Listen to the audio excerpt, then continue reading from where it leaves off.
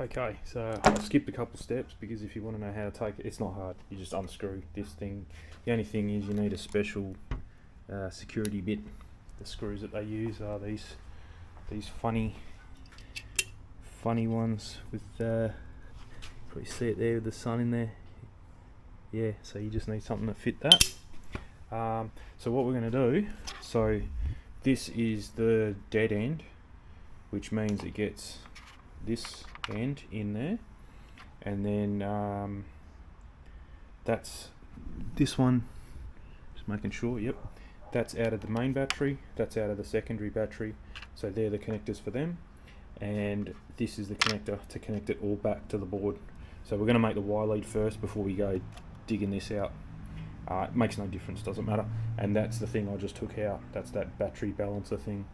So yeah, we'll go and make these. So I've made one longer than the other, so this one's longer than this one because this has got plenty of meat on it.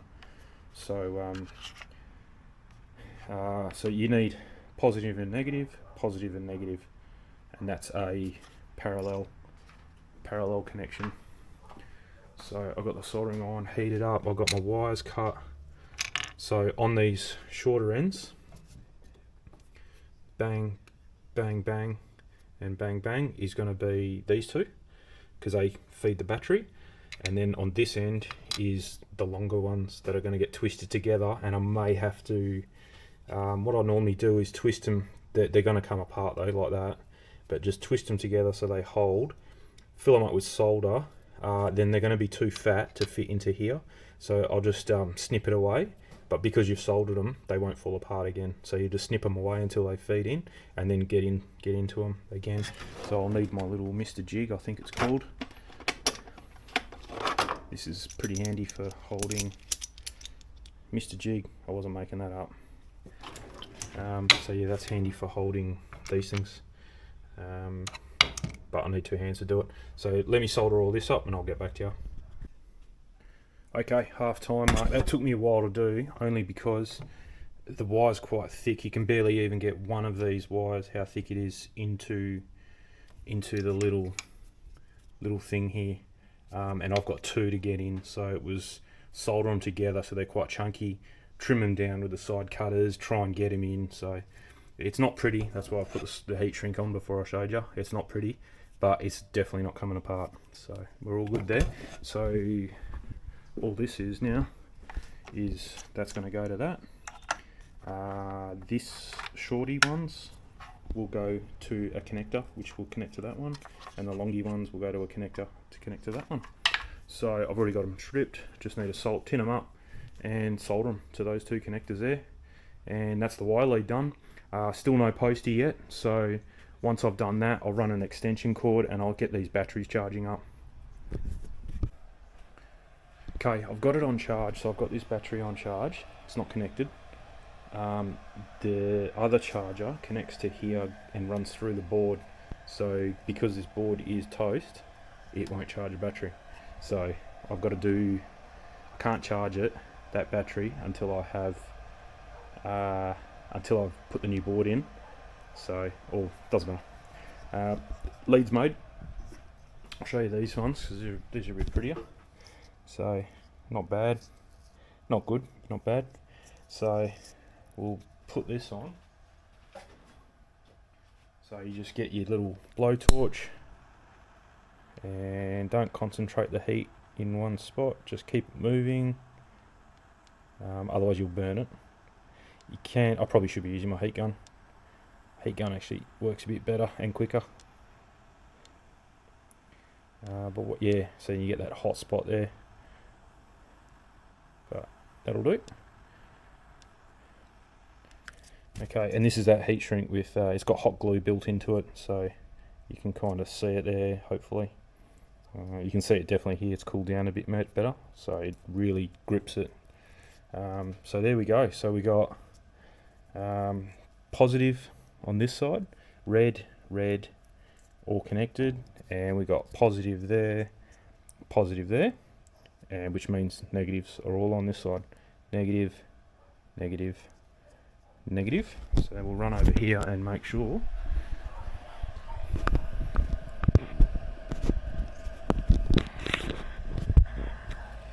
So I can't connect it, obviously, because the batteries are different voltages. But that will go. I can do this one. So all goes, and you got red, red, positive, positive, red. So we know we're all good there, which means negative is all on the other side. And there we go. So actually, you know what I can do?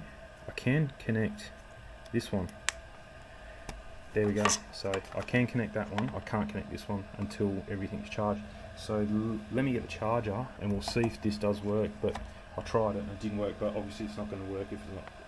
I don't know if it charges through here because there's a heap of other wires that it charges through, I think. I don't think it charges through this one, but we'll double check. No, I just had a look on the screen and there's nothing happening. So we'll disconnect. Oh, that's tight. So we'll disconnect the battery, so that is not connected to anything. This secondary battery is not connected to anything, and we'll leave that out there so we know that nothing is connected. We'll disconnect the charger, and now I'll start ripping into this. You definitely don't want power connected to this while you're putting screwdrivers and stuff in here. I know it's dead, but you might end up blowing something else up. So yeah, I'll rip into this now and have everything out. So when the new controller comes, hopefully it comes today, we're good to go. We can just quickly connect it in, charge it up. This is not that flat, so it might only take 2 hours or so to charge up, and then we're good. Once they're both, this is fully charged and the blue battery is fully charged, we can go and link all these together. It's going to make a big snap noise like you just noticed then on each connection, but as long as you don't do that all the time, it's okay. It's the capacitors charging up quickly. You can buy a thing that goes in line.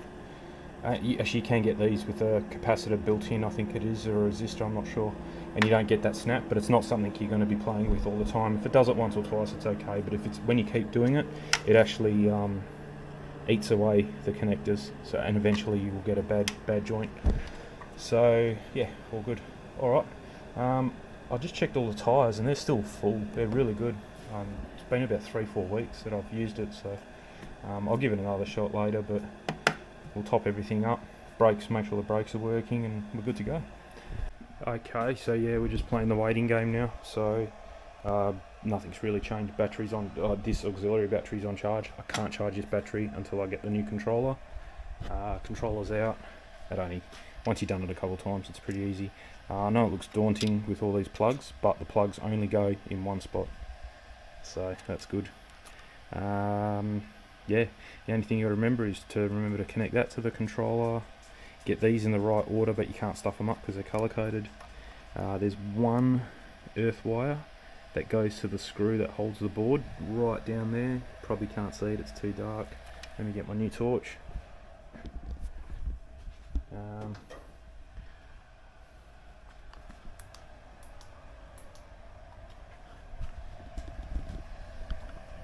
So there's a green and yellow wire with a screw at the end of it that goes into the thing that you can see behind it with the new board. There's one on this side, but no earth wire, so it's just the one. So yeah, not much more else I can do now. Yeah, everything's ready to go. So as soon as the new board comes, it's just connect everything back, start charging this battery up. Don't connect this battery yet, the auxiliary. Don't connect the auxiliary, just charge this original battery up, because by the time the board comes, probably I'd say this one's going to be full. Get it all working, turn it on, it'll come up with an error saying that it doesn't have a serial number. You have to, I'm not even going to explain it because I don't even understand it, but you can watch some videos. There's 2 apps you need, I think, or one app, I can't remember. One's called Exodash and one's called something Flasher. There's another one called Scooter Hacking Utility, I think it is. I can't remember which one I used, one of those 3. I've still got them on my phone. So you have to change the serial number. Depends how fast you want it to go and if you want it to be illegal. So I'm going to put mine back to legal, so it'll only go to, so it's an Aussie serial number and it'll only go to 25 k's an hour. You can change the serial number by the first 3 or 4, I think it's 1GA, you've got to change to 1GX, and then it's a global serial number, then it changes it. You use the rest of your original serial number, you just got to change your first 3, or one, you get A to an X, I think it is. and then it'll unlock it and you can go whatever speed you want. The only thing is you can't really then adjust it. It's a bit hard to adjust, I think, unless you can give it the global serial number and then go back into the Segway app and redo it. I'm not sure, but I don't think so, because this board that I'm getting is not a Segway board, and I think the thing knows that, and it won't actually connect through the Segway app, so you can't really change much after that. The next thing after that, you've got to buy an ST-Link little USB thing. You've got to solder, I think you have to take this heat sink off, go to the back of the board and solder 3 or 4 wires and connect it to the USB of your computer, and I'm not even going to get into that. Yeah, so we'll see how we go just with doing that. It did work last time, and I did do it to a global serial number. You can change it at any time. You can go backwards and forwards, it's no drama. And yeah, it was good to have that extra bit of speed, but it's not really necessary. You can change some settings without doing that ST-Link thing, and plus that's an extra cost. You've got to buy the actual thing, it's about $12 or something, and then you have to buy the custom firmware, which is probably about $80-90, I'd say. So the same cost as what a board is, again, on top of that. And then that's if you can get it to work, if your skill level is up to it. The soldering and stuff is no dramas, but I can't be bothered trying to learn how to do the programming. So plus I don't need that functionality that it gives you, hopefully. So yeah, we'll see how we go. But yeah, we'll wait for the postie and come back out here when I get the new board. Okay, just checking the time. It's about an hour, and here we are. So that's the old one. You can see they're exactly the same. So one thing to check is to make sure that these switches are in the right spot. I think they're to give power to the Bluetooth even when the thing's off. I don't know if that's a good thing or a bad thing once you've changed controller, because you don't have the Segway app anymore. So, but anyway, so that's the old one that's broken. So we'll just put that in there for safekeepings, and just got to transfer these over now. These tabs. So first thing is do that, and second thing is connect all your things. Third thing is to screw it back down. So get into that. Okay, we're looking good. New batteries on. There's just enough room. This is actually quite stretched, but that's kind of what I wanted. I didn't want a massive bag here, but it just fits that. You got to cut the actual. It's got some pockets inside the bag. You just got to cut one side. It'll let the battery go down that little bit more, and then you can lock it up. And there's plenty of room on the side. Oh no, there isn't. There's a little bit of room here, so I'm hoping the charging cable and the plug will fit in there, and then that's good. Then I think that's a 2 litre. 2 or 2.5 litre. I'll link it in if you want to do it. I haven't put the bottom board back on, so I've still got that to do. Just wanted to get it all up and running. The batteries aren't connected, only the main battery is. So as far as the scooter's concerned, it's a standard scooter at the moment. Doesn't have that auxiliary battery plugged in. That'll come soon. So that should probably almost be finished charging up that battery, and this one's at 55%. So we've got a little bit more to go on that. So it's all charging, it's all working. I can turn it on, the wheels move. I've got it hooked back up with my original serial number. And then if we go to the actual Segway app, I don't think it's going to work. I think it's just going to sit there spinning. Oh, hang on. I think it actually worked. Yeah, it wants to do an upgrade. I don't think I'm going to do that. It wants to do a battery firmware upgrade. I'm going to leave it, but yes, it is connecting back to the yeah, I'm not going to do that. I'm going to leave it and just see how we go. I don't want to change too many things at once, so yeah, we'll just leave that. I'll get back to you when it's all fully charged and I'm back from the first ride.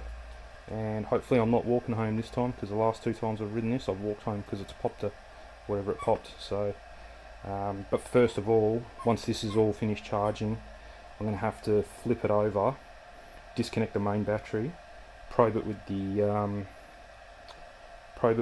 multimeter, and just double check that they are the same voltage. They're going to be, but it's best to double check. So definitely do that when we come back.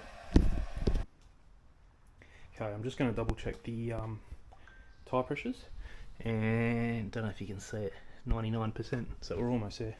And that battery's full. I've zipped it all up. Everything just fits in. It's really, really tight. So yeah, just finished charging it up. Should be within a volt, or within half a volt. Should be. Yeah, but I'll wait till it gets to 100. Check these tyres, and we'll go for it. Okay, I just finished pumping the tyres up. Clicked over to 100%. Turned off.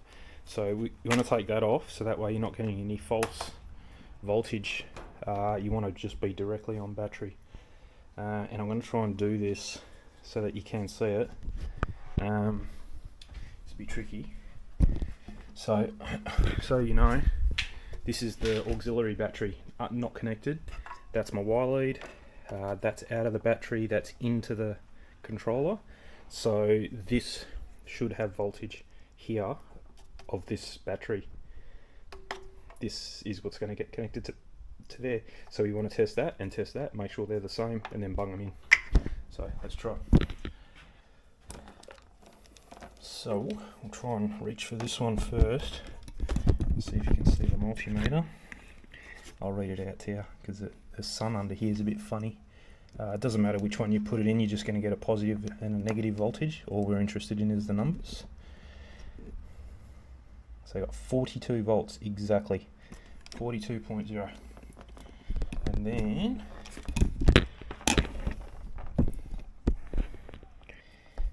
here, same deal, doesn't matter if it's positive or negative, we just want the numbers. What do we get? 42, and that's 41.2, so a 0.8 of a volt lower on this one. So what happens if, I think that's okay, 0.8 of a volt, I think we're good. You don't want it to be much more than 1 volt. All that means is that if you open up the charger, which is this bit here, there'll be a little screw on it, and I mean, it doesn't seem like a lot, 0.8 of a volt, but what I might do is in this charger, which is for the auxiliary battery, there'll be the same, a screw, and you just turn it down until you see 41.2 volts. But for what we're doing, I think we're going to get away with it. So I will connect.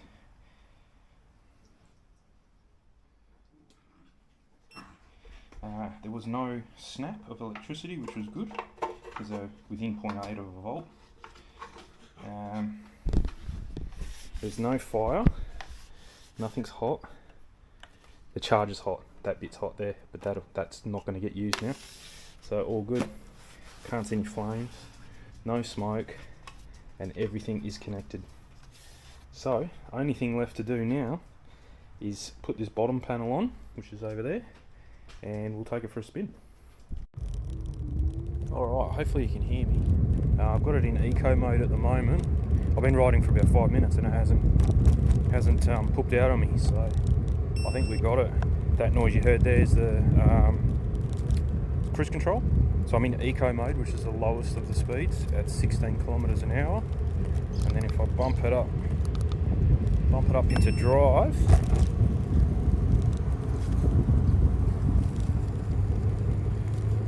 we're doing 20.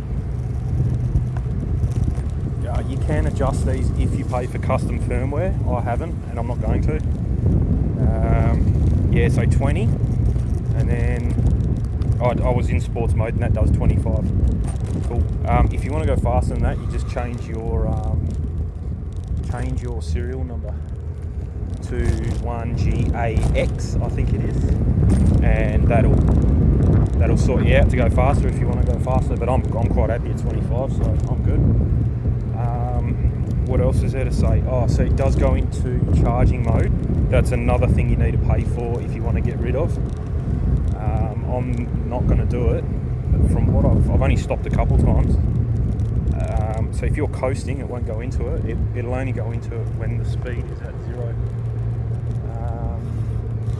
My mate lives around here somewhere. I'm just trying to find his house. Can't remember his house. So while you're riding or stopped at a set of lights, as long as you put the brake on, it won't do it. I will stop in a minute in the shade somewhere. Not that it's that hot. And we'll test how long it takes. Oh yeah, there. So this looks cool. Yeah, I haven't ridden for about 3 weeks or so, month. Probably about a month. And yeah, I've forgotten how good it is with the suspension and everything. I've been going. I went up a big hill and hasn't popped the controller. So I think we're good. I think we're all sweet. I'll pull up this park here. No, there's no. It's a bit funny. Now I don't have KERS on, which is the kinetic energy recovery system. What they say in Formula One. It's definitely not Formula One. It's when you come off the throttle and just coast, it puts some electronic braking into it. I don't have any of that, and that might have been what was causing the drama, because it's trying to backfeed the system with power, so it's off at the moment. So I'm not touching. I've stopped. It goes into parking mode, and there it goes, bang, charging mode. That second beep. So it's off at the moment. It won't come back on. So all you have to do is press and hold. That turns it off. That turns it back on, and off you go. There we go.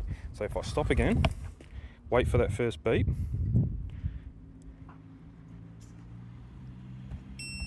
Put the brake on. So the first beep's your reminder, and there we go. It doesn't go into charge mode, and I can just take off. There we go. So that's pretty cool. All right.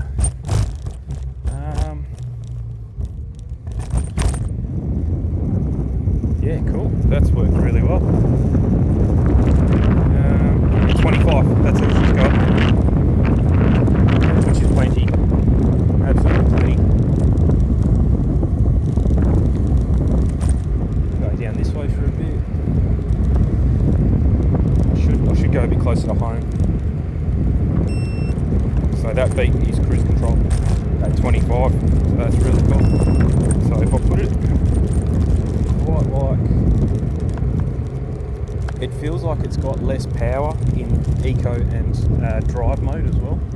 Like it doesn't have the acceleration that it does in sports mode. So it's not only capping your top speed in those modes, it's also capping your acceleration, which I mean is a good thing, because it's going to extend your battery life big time. You can just floor it or thumb it, and it's a nice gradual acceleration in drive mode.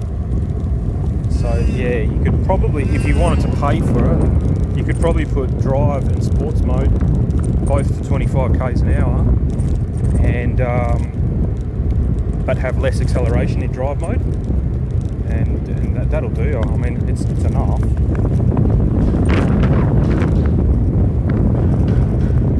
At the end of the day, it's only, it's not a 3 kilowatt. On my Wolf Warrior GT, I think that's like 3 kilowatt or 2.5 or something like that total.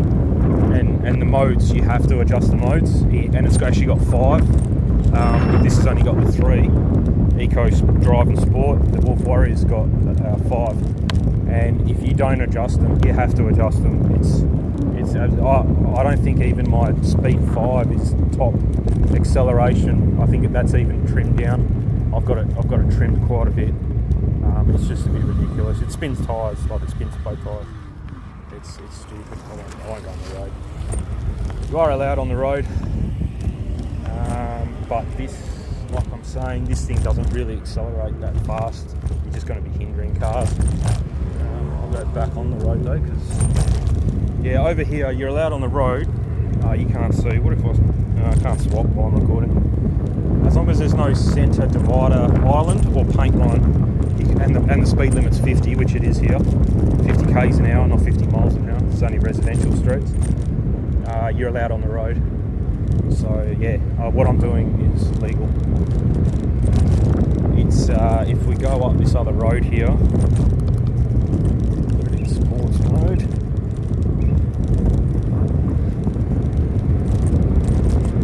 passing my place now. That way if it craps out, I don't have too far to walk. So if we go down here,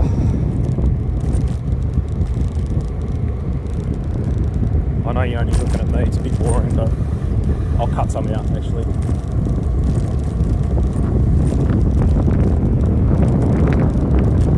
Actually, this main road here, it might get away with it. Oh no, see, it's got a... Yeah, no, it's got a paint line, this road. So this road is 50 k's an hour, this main road here, but it's got a paint line. So therefore you can't go on it with a scooter, which is fair enough. Every other little back road here is no paint to demark a centre line, so you can go on it, so it's good enough. You just jump on the footpath to those other ones. So that's another thing, if it's a footpath, a dedicated footpath only, not for bikes, it's 12 k's an hour. And then if you do go on a shared path, which is pedestrian and bikes, then you can do 25, and that's it. That's the limit, 25. And your scooter can't weigh more than 25 kilos, and it can't be capable of going more than 25 k's an hour. That's the whole reason I've left this scooter the way it is, up to 25, because what's the name? The way they word it's not if you get caught doing more than 25. So even if you had a scooter that satisfied every single rule, but it could do 40 kilometres an hour, but you're only doing 25 when the cops stop you, you've never gone more than 25. They still look up the specs, and if it says that it does 40, they take it off you, and you never get it back, which is really not good. So that's why I bought this scooter, because it weighs under 25 kgs. It can't do more than 25 kilometres an hour. And what else?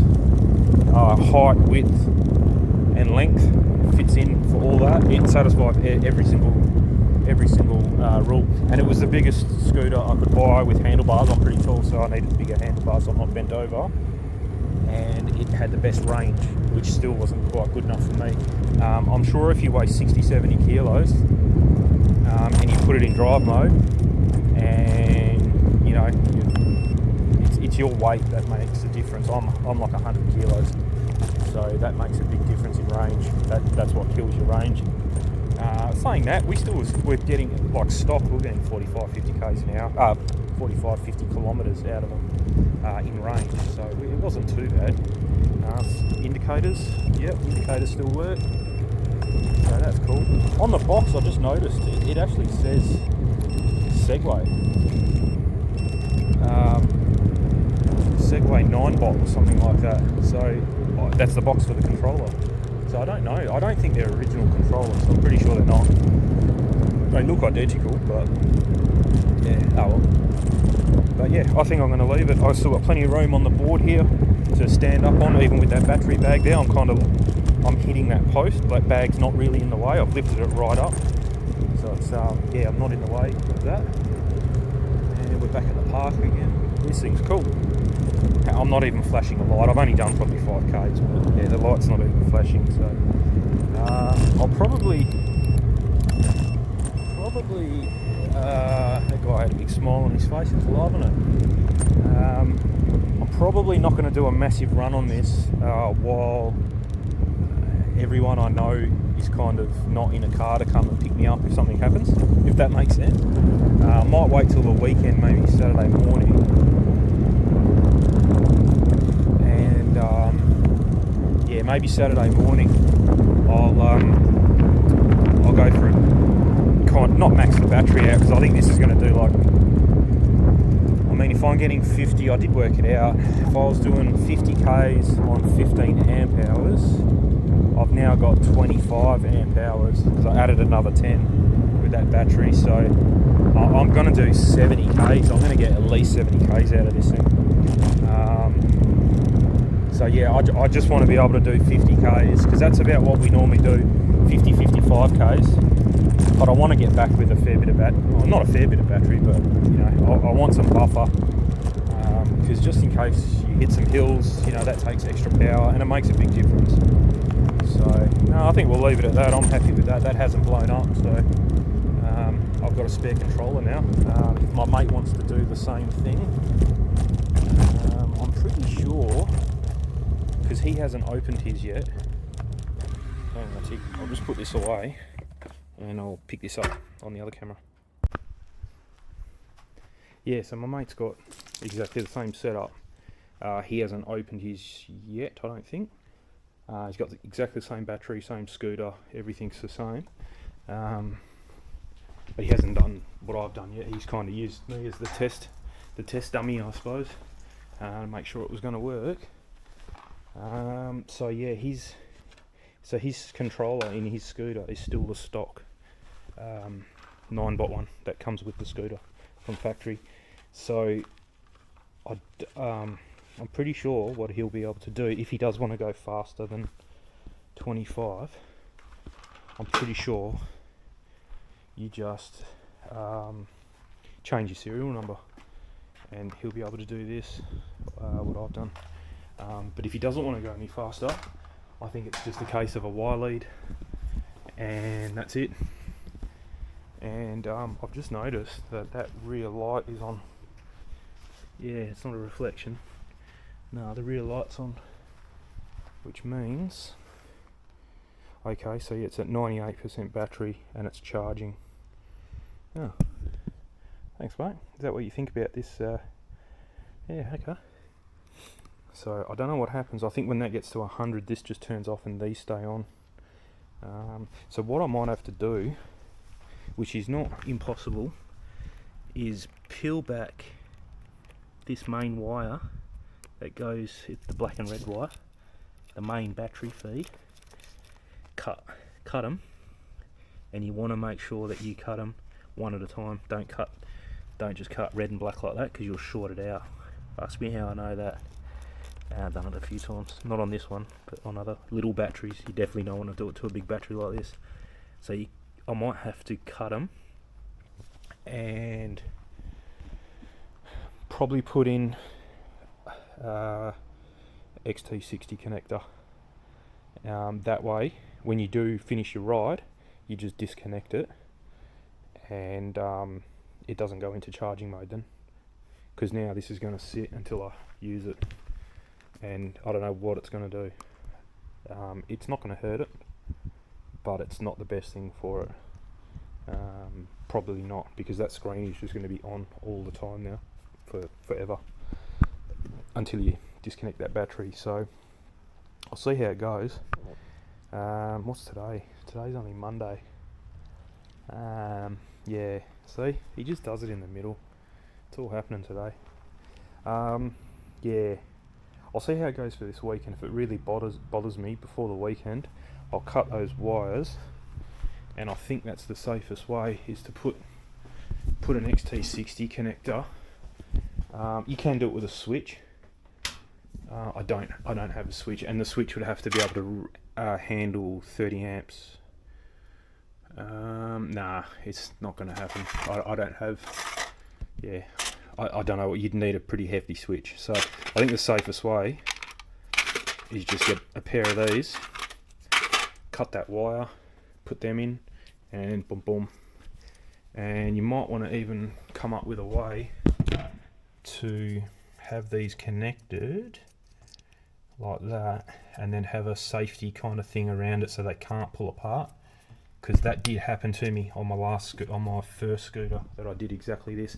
I think I went past a branch or a bush or something, and it ripped out the battery, the secondary battery, from the main battery, and I didn't notice it at first. I just noticed it later on when the battery was starting to go down way quicker. I was getting less kilometres and I was wondering why, and I looked down and that secondary auxiliary battery wasn't connected, and by that stage it was too late. I don't know how long it was disconnected for, and I couldn't just reconnect it. I had to charge them both back up, equalise them, and then connect them again. And luckily I was we were close to coming home. But if that had happened right at the start of the ride, and I made it all the way into the city or something like that, I wouldn't have been able to get back home, and that battery would have been full, but I couldn't connect them because they weren't equalised.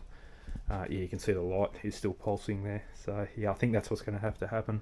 Whack it back up on the bench and chuck that in, I think, and then heat shrink it and do whatever you need to do, and that'll be the safest way then. There's a lot of joins, but it's not an issue. These are really good connectors, so yeah, you're not going to be losing anything, so should be fine. But yeah, I'm glad that didn't blow a control board. You can see it. Where did I see it? Yeah, 9-bot. I'm sure if that was a knockoff, they wouldn't be able to put that on, but anything's possible over there, I suppose. But yeah, I got a spare one anyway, so gotta definitely be keeping that. I didn't really want to buy two, but I didn't want to be caught short again and then have to wait another 3 weeks for one to come in. So worked out well. That's the balance box. I think that's what was causing all the problems. If it wasn't that, I could probably still use this if I charge the batteries up to the same voltage, exactly what I've done here. Instead of the Y lead, you use that, and that might have been the difference of it working. But saying that, probably not. I don't know why this is different to a Y lead, but anyway, it doesn't matter. But what I can do, I don't even know if it's worth the risk, because I could use it on this. I've seen someone use this on to add another battery to that, but that doesn't need it. I got a sore bum before that thing runs out of battery, so I don't think I need it. So might sell it, don't know.